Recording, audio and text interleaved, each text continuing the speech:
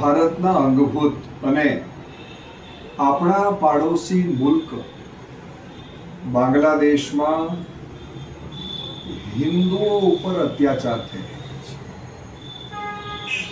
નિર્દોષ લોકોને જેલના સળિયા પાછળ ધકેલી દેવામાં આવ્યા છે। મંદિરો ઉપર હુમલા થઈ રહ્યા છે। મૂર્તિઓ ધ્વસ્ત કરવામાં આવી રહી છે અને આમ બાંગ્લાદેશમાં આપણા હિન્દુ સમાજ ઉપર હુમલા થઈ રહ્યા છે।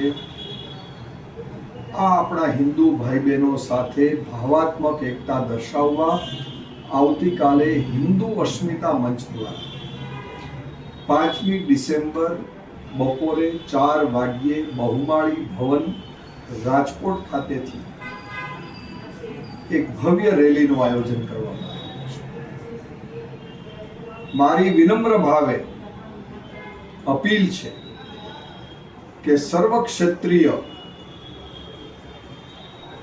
પ્રભાવી સંખ્યામાં આપ સૌ આવો અને એકતાના દર્શન કરાવો। એક હૈ તો સેફ હૈ।